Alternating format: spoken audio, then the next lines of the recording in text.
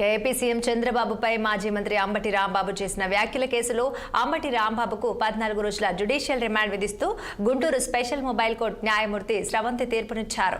ఈ నేపథ్యంలో అంబటి రాంబాబును రాత్రి పోలీసులు రాజమండ్రి సెంట్రల్ జైలుకు తరలించారు. ఎస్ఐ విధులకు ఆటంకం కలిగించిన కేసులో అంబటికి బెయిల్ వచ్చిన ఆయన రిమాండ్ రిపోర్టుపై వాడివేడిగా వాదనలు జరిగాయి.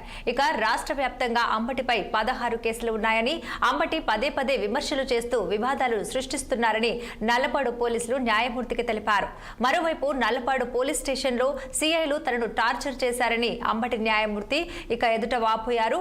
అంబటి రిమాండ్పై మరింత సమాచారం మా గుంటూరు జిల్లా ప్రతినిధి పవన్ అందిస్తారు. మాజీ మంత్రి అంబటి రాంబాబుకి అయితే మాత్రం 14 రోజుల రిమాండ్ అయితే మాత్రం గుంటూరు స్పెషల్ మొబైల్ కోర్టు తీర్పు అయితే మాత్రం కొద్దిసేపు క్రితమే వెల్లడించింది. మరి ఈ నేపథ్యంలో అసలు లోపల ఎలాంటి వాదనలు జరిగాయనేటువంటి అంశంపై కూడా మనతో మాట్లాడేందుకు ప్రముఖ న్యాయవాది ఆనంద్ గారు ప్రస్తుతం మనతో ఉన్నారు. సరే, అసలు లోపల ఎలాంటి వాదనలు జరిగాయి, ఎలా రిమాండ్ ఇచ్చారు?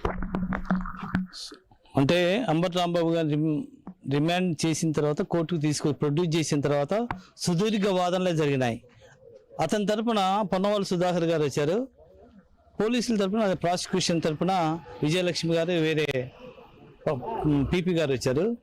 విజయలక్ష్మి గారు చాలా చక్కగా చెప్పారు. అంటే బిలో 7 years ఇంప్రిజ్మెంట్ అంటే శిక్ష పడే కేసులకు బెయిల్ ఇవ్వచ్చు అనే వాళ్ళ వాదన వినిపించారు.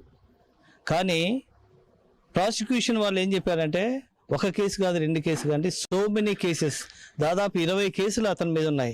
అలానే పోలీసుల మీద దాడి చేసిన కేసులు 7 ఉన్నాయి.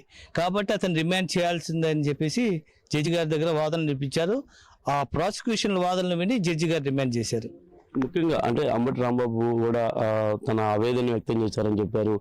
తన మీద పోలీసులు దాడి చేశారు, తనని కొట్టారనేటువంటి వాదనలు కూడా జడ్జి గారికి వినిపించారని కూడా తెలుస్తాం. నిజమేనా? అంటే అతను ఏం చెప్పుకున్నాడంటే, ఆఫ్టర్ థాట్ ఈ వాదనలన్నీ అయిపోయిన తర్వాత ఎలా బెయిల్ వస్తుందో రాదో అనే ఉద్దేశంతో పోలీసు అట్లయినా హాస్పిటల్కి రిఫర్ చేస్తారనే ఉద్దేశంతో అనుకుంటాను 2 సిఐలు, ఒక వంశీ అనే సిఐ గారు, నల్లపాడు సిఐ గారు, పట్టాపురం సిఐ గారు నా కాళ్ళ పంగ చీల్చేసి నా మీద హరాస్ చేశారండి అని చెప్పారు.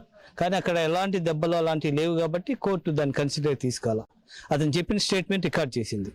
అంటే ఇప్పటికే కూడా ఈ వాదనలు మొత్తం విన్న తర్వాత కూడా అంబటి రాంబాబు అంటే సంబంధించినటువంటి న్యాయవాదులు కూడా కొంత అసంతృప్తి వ్యక్తం చేసినటువంటి పరిస్థితి. జనరల్ అదంతా మామూలే, బెయిల్ వస్తే సంతోషం, రాకపోతేనేమో ఇవన్నీ ఉంటాయని కామనే. కాబట్టి దానికి వదిలేయవలసిన పని ఏం లేదు. అలాంటి జనరలే కదా, మనం గెలిచామంటే ఒక రకంగా ఉంటే, ఓడిపోయామంటే ఉంటుంది. ఓడిపోయిన ఆవేశంలో అలా మాట్లాడుతుంటారు. మొత్తం ఎన్ని రోజులు రిమాండ్ సార్? ఎక్కడ 13వ తారీఖు వరకు. ఎక్కడ తరలించారు? అంటే అతను రాజమండ్రి కావాలని అడిగారు, రాజమండ్రికి కన్సిడర్ చేశారు కోర్టు వారు. ఇది మొత్తానికి పరిస్థితి. ఏదైతే దాదాపుగా కూడా 3 గంటల పాటు అయితే మాత్రం వాదనలు జరిగినటువంటి నేపథ్యంలో అంబటి రాంబాబు అయితే మాత్రం 14 రోజుల పాటు రిమాండ్ విధిస్తూ కూడా గుంటూరు స్పెషల్ మొబైల్ కోర్టు అయితే మాత్రం రాజమండ్రి సెంట్రల్ జైలుకి అయితే మాత్రం పంపడం జరిగింది.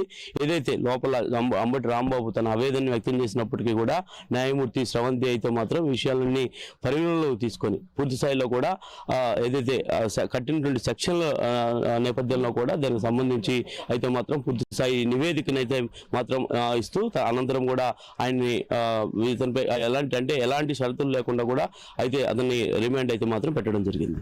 ఇది మొత్తానికి అంబటి రాంబాబు ఎపిసోడ్కి సంబంధించి ప్రస్తుతం గుంటూరు కోర్టులో జరిగినటువంటి సారాంశం. కెమెరా పర్సన్ రమణతో పవన్ నాయుడు, 6 TV, గుంటూరు జిల్లా కోర్టు నుంచి.